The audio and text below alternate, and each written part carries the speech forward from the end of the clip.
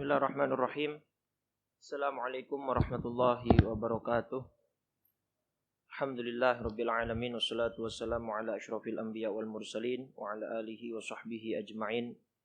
Wa ba'du. Alhamdulillah, kita akan melanjutkan pada siang hari ini kajian lanjutan kita dari kitab Tanbihul Ghafilin karya Imam Abu Al-Laits As-Samarqandi Al-Hanafi. Kita telah membahas dua bab yang sudah lewat, bab ikhlas dan bab tentang azab kubur atau tentang keadaan alam barzakh secara umum. Selanjutnya di bab ketiga beliau membahas tentang ahwalul qiyamati wa afza'uha, bab tentang hari kiamat dan huru-haranya. Ya, maka insyaallah kita akan mulai pada siang hari ini di tahun baru 2021 setiap Senin kedua dan Senin keempat. Baik, gambaran huru-hara hari kiamat di dalam Al-Quran banyak Allah gambarkan di dalam surat-surat yang biasa kita baca. Yang paling pendek misalnya ada surah Az-Zalzalah, Idza zulzilatil ardu zilzalaha, gitu ya. Terus ada surah At-Takwir yang berarti menggulung, Idza syamsu kuwirat, dan seterusnya. Ada surah Al-Infitar, ada surah Al-Insyiqaq yang artinya terbelah, dan seterusnya. Itu bisa kita baca untuk menambah gambaran kita terhadap bagaimana nanti Allah Subhanahu wa taala menjadikan bumi ini hancur binasa di hari kiamat. Yang kita akan ambil atau yang saya bahas pada gambaran umum, ya, untuk surah yang tadi saya sebutkan dalam juz amma bisa dibaca sendiri-sendiri, ya, bahwa dalam surah hari ini yang akan kita bahas yaitu surat Al-Hajj ayat 1 dan 2. A'udzubillahi minasyaitonirrajim. Ya ayyuhan nasu taqu rabbakum. Inna zalzalatas sa'ati syai'un 'azim. Jadi ini surat Al-Hajj ayat 1 dan ayat 2. Wahai manusia, bertakwalah kepada Allah Tuhanmu. Inna zalzalatas sa'ati syai'un 'azim. Saya mau fokus di kalimat syai'un 'azim. Ketika kita berobat misalnya ke seorang dokter yang profesional, katakanlah spesialis atau bahkan sudah memiliki gelar profesor, dikatakan olehnya seorang pasien memiliki penyakit ringan dan pasien lainnya memiliki penyakit berat. Maka umumnya pasien tersebut langsung percaya, gitu ya, langsung percaya bahwa ya penyakit dia ringan atau berat. Artinya informasi dari pihak yang ahli tanpa kita mengkonfirmasi lebih lanjut bisa langsung kita telan mentah-mentah, kan begitu? Kita percaya dia dokter spesialis, maka ya sudah, kita tidak perlu cek, tidak perlu cross check, tidak perlu konfirmasi ulang, begitu. Kita sudah langsung percaya, apalagi sudah ada bukti misalnya hasil ronsen, hasil CT scan dan sebagainya. Pun misalnya saya analogikakan, kita punya mobil, kita punya motor, kita bawa ke bengkel resmi, bukan bengkel yang non resmi misalnya. Maka trust atau kepercayaan si konsumen terhadap informasi yang diberikan oleh montir bengkel resmi tersebut akan mudah dipercaya. Kan begitu. Karena secara logikanya ya, kita beli mobil misalnya dengan merek tertentu, Toyota, Honda, kita servis ke bengkel resminya. Ya kita akan lebih mudah menerima informasi yang mereka berikan karena mereka produsennya. Bukan begitu? Karena mereka produsennya, maka kita lebih percaya. Ketimbang misalnya kita membawa mobil kita atau motor kita ke bengkel yang non resmi, ya walaupun ada yang terpercaya dan capable misalnya, tapi suka menimbulkan tanda tanya begitu. Nah, informasi-informasi yang kita telan mentah-mentah dari orang atau dari pihak yang kita anggap capable, itu menunjukkan bahwa psikologi seseorang lebih menerima informasi yang diambil dari orang yang atau pihak yang terpercaya. Nah, ini sesuatu informasi tentang masa depan, alamul ghaib, alam gaib yang kita tidak tahu bagaimana keadaannya, dan kita langsung mendapatkan informasinya dari pihak yang memang menciptakan alam. Itu Allah Subhanahu wa taala, dalam hal ini ditulis di dalam Qur'annya. Maka ketika Allah mengatakan guncangan hari kiamat itu sesuatu yang dahsyat, maka kita sudah bisa membayangkan bagaimana dahsyatnya itu. Maka tadi saya bilang, ini gambaran umum. Kalau Bapak mau melihat bagaimana nanti gunung ditebar atau diterbangkan, baca di surat At-Takwir, baca di surat Al-Infitar, baca di surat Al-Insyiqaq, surat Az-Zalzalah, itu lebih detail lagi, lebih terperinci bagaimana Allah menggulung matahari, bagaimana Allah memuntahkan air lautan dan sebagainya. Itu proses secara teknis. Tetapi secara gambaran umum dalam surat Al-Hajj ini Allah katakan pokoknya sesuatu yang dahsyat, yang besar. Informasi ini kita dapat langsung dari Allah. Maka sudah bisa kita terima di dalam hati, menimbulkan kepercayaan dan keyakinan bahwa informasi itu betul-betul benar adanya. Seperti tadi analogi saya, ketika kita membenarkan atau membetulkan mobil motor kita dan kita mendapat informasi bahwa mobil kita begini, begini, dan begitu. Ya, jadi dalam kehidupan sehari-hari saja kita bisa menerima informasi ketika informasi itu datang dari ahli atau dari pihak yang terkait, pihak yang capable dalam bidang tersebut. Nah, seperti apa sih? Ditafsirkan oleh Allah di ayat 2-nya, seperti apa itu sesuatu yang dahsyat itu? Saking dahsyatnya, semua wanita yang menyusui anaknya, yauma tarawnaha tadhhalu kullu murdi'atin amma arda'at wa tad'u kullu dhati hamlin hamlaha wa taran nasa sukara wa ma hum bisukara walakinna 'adzaballahi syadid. Gambarannya, dahsyatnya itu saking besarnya, wanita-wanita yang memiliki anak yang sedang mereka susui, anaknya itu langsung dilepaskan, langsung diacuhkan. Ini gambaran yang luar biasa kalau kita mau sedikit saja mendalami dari segi linguistiknya, dari segi bahasanya, bahwa ketika ada pepatah dalam bahasa Indonesia, misalnya kasih ibu sepanjang masa atau sepanjang jalan, dan memang dalam konsep Islam ibu memiliki derajat yang lebih tinggi untuk dimuliakan oleh anaknya di atas para ayah misalnya, berarti Allah ingin menunjukkan bahwa seorang ibu saja yang notabene para ibu itu tidak akan mungkin melalaikan anaknya, apalagi anaknya sedang masa persusuan. Yang berarti anaknya masih balita, masih bayi. Jangankan bayi, seorang ibu ketika anak laki-lakinya misalnya sudah menikah saja, anak perempuannya sudah menikah saja, mereka masih menyayanginya seperti layaknya anak kecil. Bagaimana anak bayi? Nah, ini gambaran yang luar biasa dari Allah bahwa saking besar dan dahsyatnya proses hari kiamat nanti terjadi, seorang ibu akan lalai terhadap bayinya. Ini gambaran atau analogi yang luar biasa dari Allah, bahwa seorang ibu saja bisa lalai terhadap bayinya. Berarti betapa dahsyatnya. Dan wanita-wanita yang sedang hamil itu sudah tidak peduli ketika janin yang ada di dalam perutnya berguguran. Karena saking dahsyatnya, goncangannya gitu ya, bahwa seorang wanita yang sedang mengandung, kandungannya akan langsung gugur seketika. Dan yang ketiga, gambaran umum dari Allah tentang dahsyatnya hari kiamat, engkau saat itu seakan-akan melihat orang itu sedang mabuk. Orang mabuk kan jalannya, mohon maaf, seperti sempoyongan begitu ya. Tidak jelas arah, tidak tentu arah. Maka saat itu orang-orang juga seperti tidak memiliki arah, berjalan kemana saja. Seperti orang mabuk sudah sempoyongan. Saking dahsyatnya, ya, saking besarnya guncangan yang Allah hadirkan ketika hari kiamat itu. Dan sebenarnya mereka tidak mabuk kata Allah, melainkan itu adalah azab Allah yang sangat dahsyat atau sangat keras.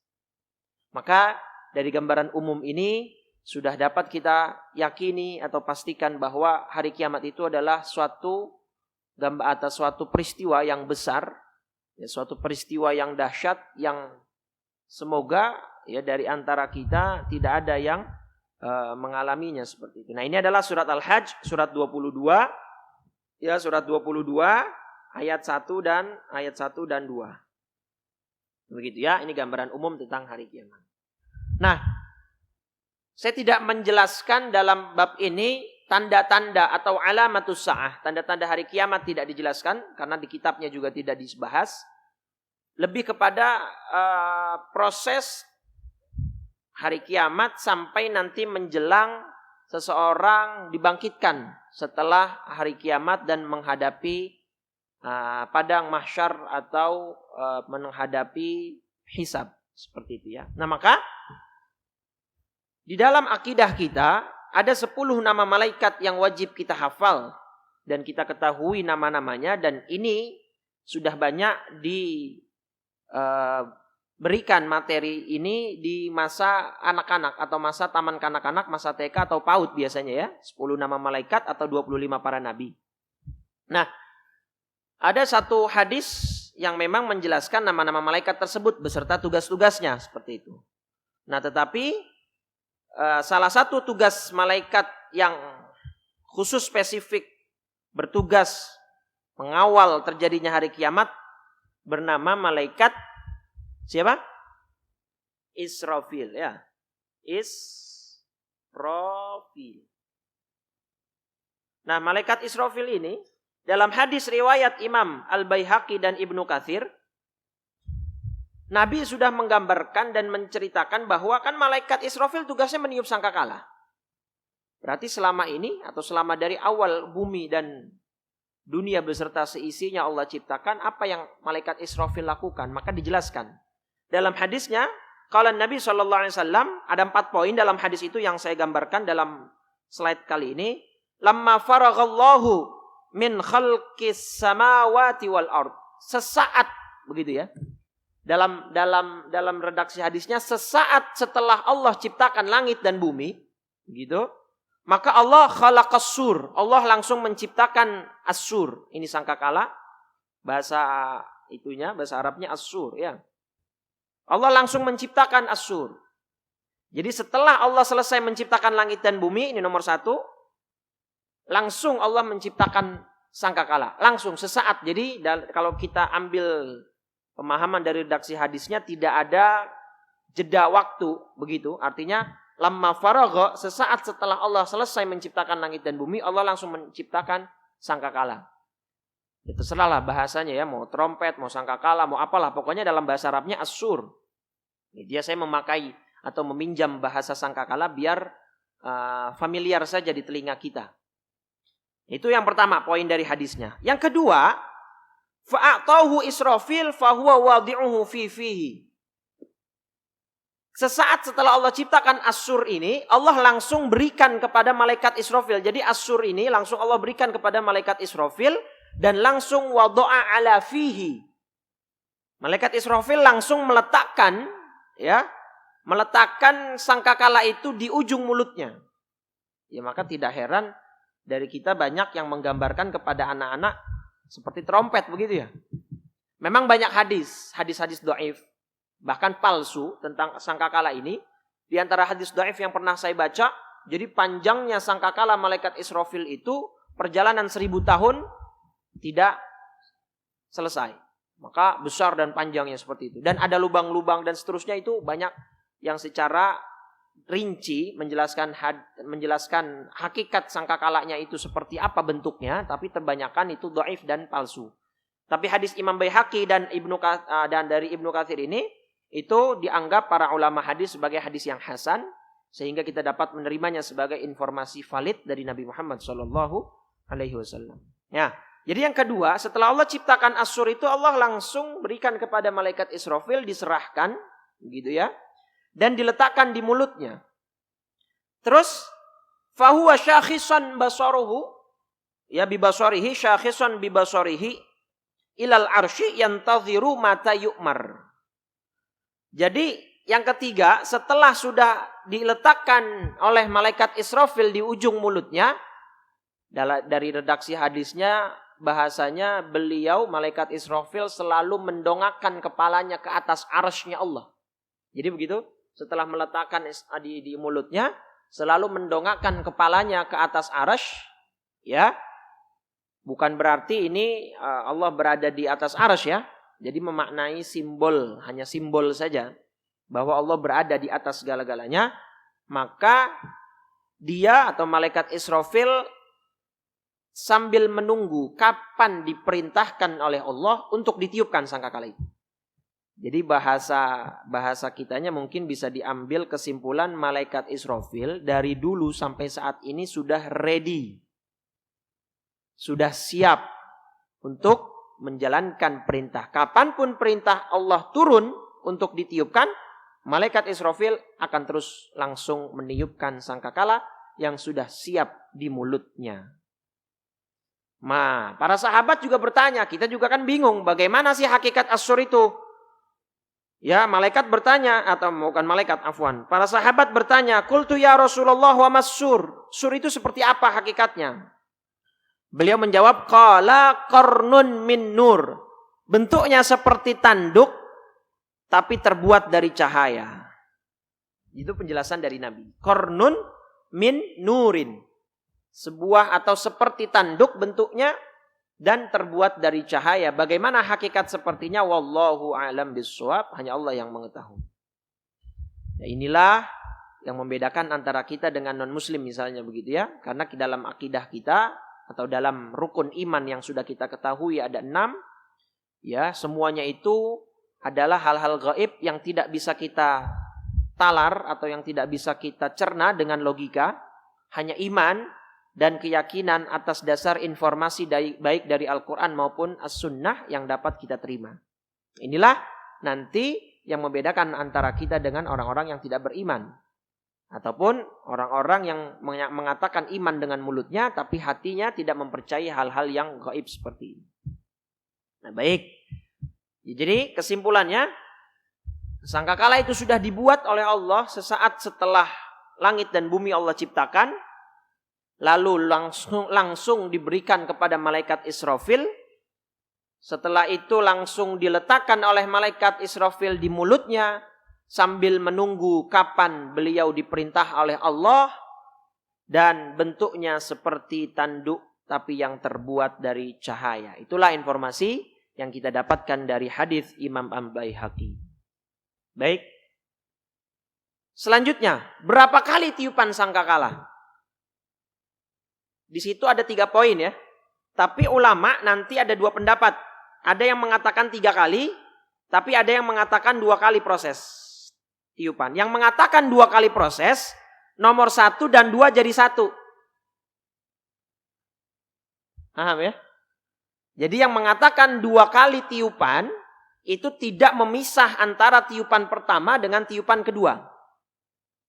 Nah, tetapi ada juga ulama yang membagi atau memisah tiupan pertama dengan tiupan kedua.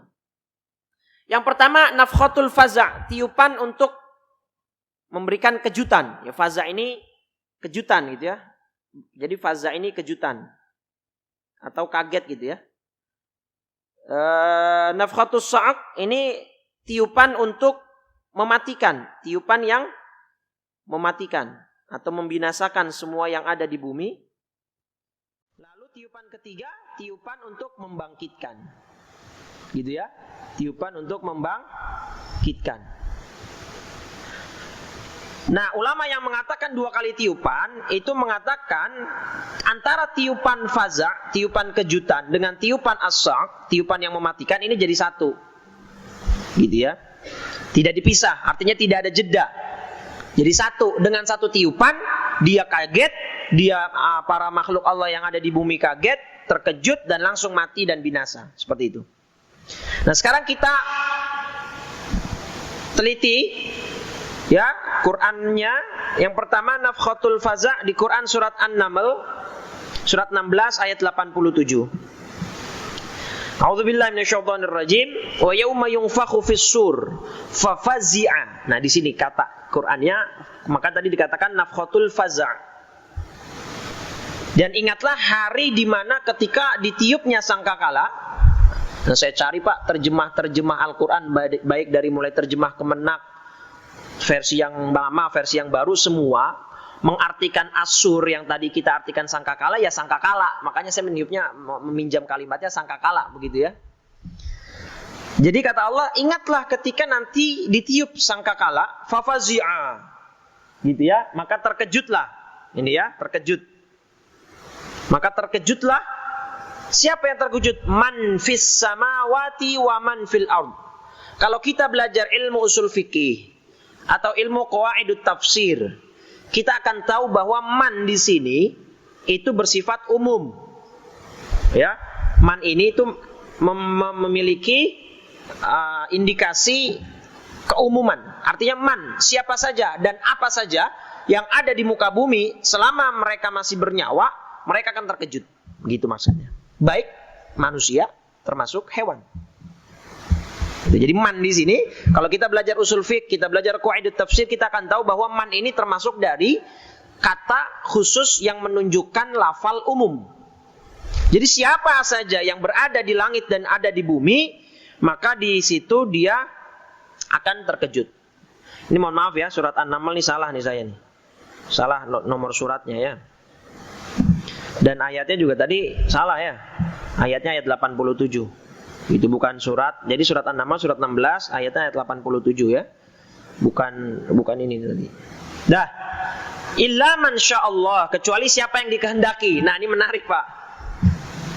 Kecuali siapa yang dikehendaki, ini berarti takhsisul am. Kalau kita belajar usul fikih lagi nih, atau kita belajar kaidah tafsir, takhsisul am. Tadi kan Allah bilang man, siapa saja. Kalau siapa saja, maka redaksinya umum. Siapapun, everybody, ya, termasuk hewan yang bernyawa. Tetapi ada illa, ada takhsis di sini, ada proses pengkhususan. Yang tadi umum dibatalkan, gitu ya. Itu namanya takhsisul am. Mentaksis, memberikan ruang yang tadinya umum menjadi lebih sempit, jadi lebih spesifik. Jadi tidak semua ternyata ada makhluk-makhluk Allah yang tidak kaget nanti. Gitu ya. Siapa saja nanti akan kita bahas. Siapa saja yang tidak kaget, bahkan nanti ada siapa saja yang tidak binasa. Di tiupan yang kedua nanti akan kita bahas.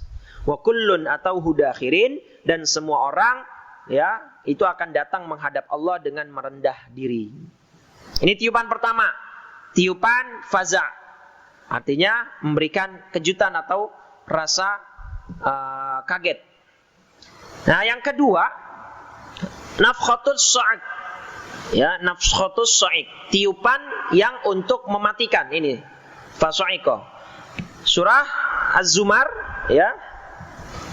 Surah Az-Zumar surat 39 ayat 68. Surat Az-Zumar 39 ayat 68, wa nufikha fis suri fasa'iqa man fis samawati wa man fil ardi illa man sya'allah. Lagi-lagi nih, ada taksis. Di sini ada umum, man. Dan ditiuplah sangkakala, maka matilah. Kalau tadi hanya terkejut, hanya kaget. Yang kedua ini mati, binasa. Siapapun yang ada di muka bumi, kecuali, jadi ada illanya tuh, ada kecualinya. Kecuali siapa yang Allah kehendaki. Ternyata tidak langsung binasa, Pak. Tiupan sangkakala yang kedua itu semua yang ada di muka bumi, bahkan makhluk Allah termasuk malaikat, semuanya mati, termasuk malaikat. Nah, ternyata tapi ada beberapa pilihan Allah yang tidak mati, yang tidak binasa di tiupan yang kedua. Siapa? Nanti akan kita bahas. Nah, tiupan ketiga ini, Pak, masih di surat Az-Zumar ini di ayat akhirnya, tsumma nufikha fihi ukhra. Kemudian ditiup sangkakala itu sekali lagi, begitu ya. Sekali lagi berarti kan bukan tiupan yang kedua, tiupan yang berbeda, gitu. Maka dengan ayat ini ulama mengatakan ada 3 kali tiupan, begitu. Karena ada kalimat ukhra. Sekali lagi tiupkan, mereka-mereka itu baru yang namanya ini dia apa? Nafkhatul ba'ats, ya. Dibangkit, nafkhatul ba'ats. Kebangkitan. Inilah tiupan untuk kebangkitan. Jadi dalam satu surah ada menjelaskan tiupan kedua dan tiupan ketiga. Begitu ya. Yang mengatakan 2 kali tiupan mana dalilnya? Ada di surat Al-Haqqah nanti. Surat Al-Haqqah surat ke berapa itu saya agak lupa. Ayatnya tapi ayat ke-13 dan ayat ke-14. Di situ Allah mengatakan فَإِذَا نُفِخَ فِي الصُّورِ نَفْخَةٌ وَاحِدَةٌ. Apabila sangkakala ditiup satu kali tiupan. Nah itu. Jadi nanti kalau kita belajar ilmu tafsir dan ilmu usul tafsir dan usul fikih, ada namanya ta'arudul adillah. Ayat-ayat atau hadis-hadis yang bertentangan satu sama lain. Maka ulama bebas memilih mana yang mereka menurut mereka itu bisa diambil yang lebih kuat, ditarjih. Maka dalam hal ini tetap ulama ada dua kubu, atau ada dua pihak, ada yang mengatakan 3 kali tiupan, ada yang mengatakan 2 kali tiupan. Nah maka tiupan yang ketiga ini adalah thumma nufikha fihi ukhra fa idzahum qiyamun yanzurun. Tiupan yang ketiga yaitu tiupan kebangkitan, di mana mereka akan berdiri menunggu keputusan Allah Subhanahu wa taala. Dan sebagai tambahan dalil hadis riwayat Muslim, Nabi mengatakan ana awwalu man tunshaqqu anhul ard. Aku adalah orang yang pertama yang akan bangkit dari buminya Allah setelah semua binasa.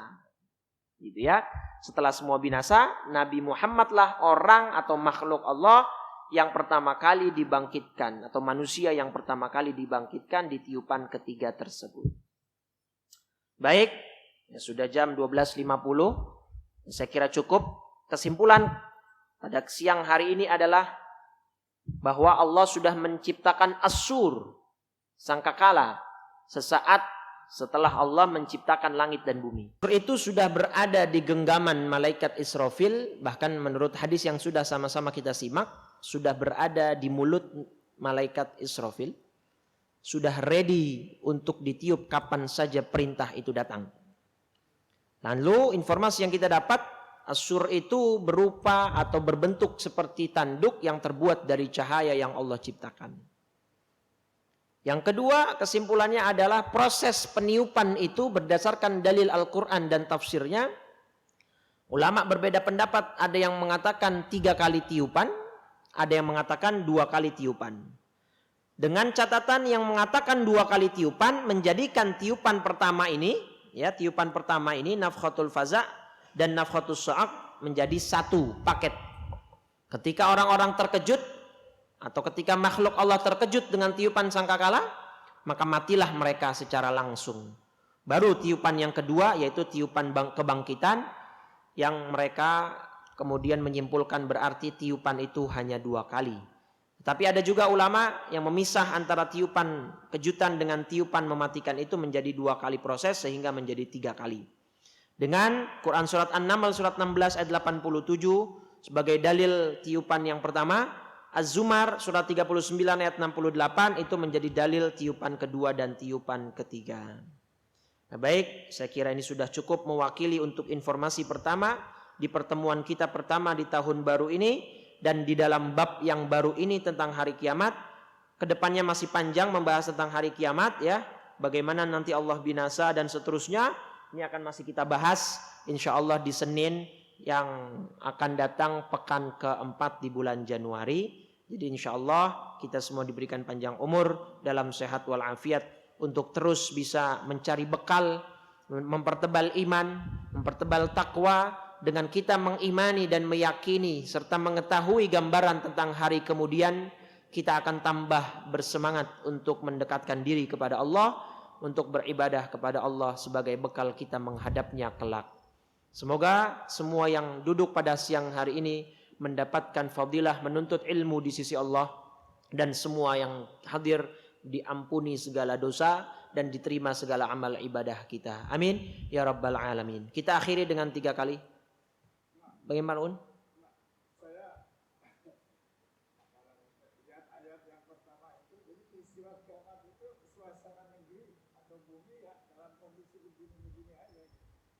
Yang mana tuh?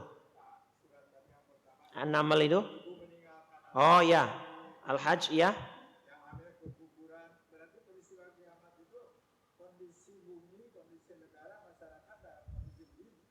Ya betul. Dalam kondisi tidak siap, berarti kan? Betul. Dalam arti tidak ada yang siap, tidak ada yang aware, tiba-tiba saja begitu. Betul, sepakat. Itu tadi belum tersinggung ya. Jadi Ya memang kapan saja. Makanya tadi kan hadisnya kapan saja Allah memerintahkan malaikat Israfil sudah siap. Ya maka ketika kita sedang, mungkin ada yang sedang ya tadi menyusui anaknya dalam kehidupan sehari-harinya, ada yang sedang memasak, mungkin ada yang sedang ke pasar, segala macamnya itu. Ya karena orang-orang kita lihat seperti orang mabuk begitu. Berarti kan orang sedang beraktivitas sehari-hari.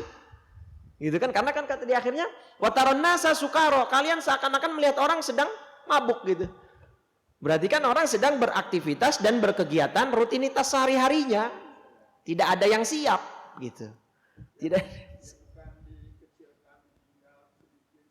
Bukan, betul. Bukan seperti Allah mengikis sedikit demi sedikit populasi manusia. Artinya mati dulu dengan misalnya naudzubillah ya, dengan adanya bencana, dengan adanya ini, tidak gitu ya. Ya, bukan seperti itu prosesnya. Jadi makanya tadi kan tiupan kedua pun ketika tiupan yang membinasakan, kalimatnya tadi saya katakan pakai kalimat man, umum. Artinya saat itu masih banyak populasi. Bencana global, dan memang sudah seluruh alam itu akan tertimpa seperti itu. Dan saya banyak baca artikel ya, orang-orang di Amerika itu sedang mengembangkan, para kontraktornya sedang mengembangkan komplek-komplek perumahan bunker yang dulu bekas perang dunia kedua. Kan mereka punya bunker-bunker bawah tanah ya. Itu sedang dikembangkan oleh para kontraktor mereka untuk membuat sebuah perumahan klaster komplek dengan lengkap rumah sakitnya, malnya, dengan maksud apa? Menghindari hari kiamat. Ya, dan itu berita valid, saya baca kalau tidak salah di CNN. Kalau tidak salah, Allah alam, saya agak lupa. Pokoknya itu sedang ada dikembangkan, dan artis-artis Hollywood sudah banyak yang memesan, melakukan down payment, DP, memberikan DP begitu ya. Ya, seperti itu dah. Jadi ini perlu kita tegaskan dan perlu kita resapi. Terima kasih Pak Yun untuk notisnya. Jadi betul ya, proses hari kiamat itu bukan seperti orang yang akhirnya pada aware, oh sudah di sana sudah ada bencana, di sana sudah ada penyakit, di sana akhirnya kita semua bersiap-siap. Tidak, mendadak, fujatan. Ketika orang sedang lengah, orang sedang beraktivitas sehari-hari, wanita sedang menyusui anaknya, wanita sedang periksa kehamilannya, misalnya begitu ya. Nah, itu semua akan Allah takdirkan. Kapan? Wallahu alam bissawab. Karena Nabi ketika ditanya oleh malaikat Jibril mata sa'ah, jawaban Nabi apa di hadis Umar bin Khattab? Mal mas'ul bi'a'lama minas sa'il. Yang bertanya dengan yang ditanya sama-sama tidak tahu. Artinya malaikat Jibril yang saat itu menyamar bertanya tentang kapan hari kiamat tidak tahu. Nabi Muhammad yang ditanya pun juga tidak tahu sebagai utusannya Allah. Itu semua rahasia hak veto Allah yang akan dapat menjawabnya. Tugas kita seperti Pak Jun bilang, hanya berusaha memaksimalkan umur yang Allah berikan untuk beribadah, dan agar ibadah kita diterima kita harus mencari bekal ilmunya. Itulah tanggung jawab dan kewajiban kita. Baik, kita akhiri kajian kita siang hari ini dengan 3 kali kalimat tauhid, dengan harapan Allah memberikan kelancaran kita untuk mengucapkan kalimat tersebut saat kita menghadapi sakaratul maut, dan kalimat ini akan menjadi bukti dan saksi terhadap keimanan kita ketika di dunia, dan Allah akan masukkan kita ke alam syurganya kelak. Amin ya rabbal alamin. Afdalu ma qultuhu ana wan nabiyyuna min qabli la ilaha illallah, la ilaha illallah, la ilaha illallah, Muhammadur Rasulullah sallallahu alaihi wasallam. Kalimatu haqqin 'alaiha nahya wa 'alaiha namut wa biha nub'atsu insyaallah taala minal aminin. Rabbana atina fid dunya hasanah wa fil akhirati hasanatan wa qina adzabannar. Wa sallallahu ala sayidina Muhammadin wa ala alihi wa sahbihi wasallam. Walhamdulillahi rabbil alamin. Subhanakallahumma wa bihamdika asyhadu an la ilaha illa anta astaghfiruka wa atubu ilaih. Kurang lebih saya mohon maaf. Assalamualaikum warahmatullahi wabarakatuh.